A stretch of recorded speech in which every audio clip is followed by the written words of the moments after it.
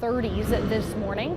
As we start off your first alert forecast, another little winter, right? The dogwoods are blooming. It's usually a reference to what's in bloom, even if it's several weeks early. So we experience this frosty cold snap, but it is going to snap right back. Even this afternoon is going to look pretty good. So the kids might actually forget the jackets at school today with that 36-degree mark to start. Clear sky. Really, even I can play out your first alert futurecast for the whole day because you have plenty of sunshine to enjoy. But later tonight is when clouds will start to roll in, and that'll be setting the stage for some rain to arrive tomorrow morning. So we do have some big changes around the corner. All the more reason to enjoy today. With that cool breeze out of the north, if you're out in the sun, it feels better. In the shade, you'll notice that chilly breeze. That'll take us from 36 at 8 to 59 at noon today, 69 degrees. So yesterday we were just below average. Today we're just above. So we're just kind of flipping that switch, getting right above that average with all that sunshine for today and tomorrow, though. All the more reason to enjoy your Thursday, this change right here. So notice when I go ahead and summarize your Friday, we have that batch of rain moving in the morning. We'll have some scattered rain, even some isolated rumbles of thunder developing throughout the afternoon. This coverage isn't widespread. It's going to be on and off with clouds in between. So we're already changing up those views, those impacts as we go from 52 in the morning.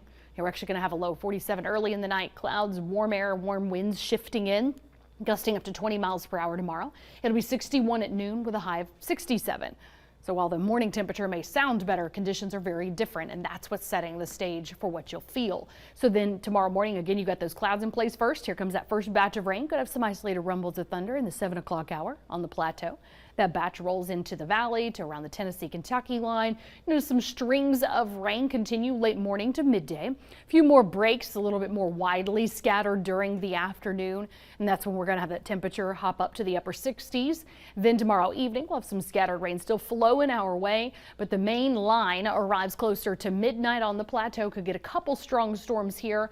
Notice by 2 to 3 a.m. we're going to have some strong storms between the plateau and the valley. That's when we slide into our first alert weather day for Saturday.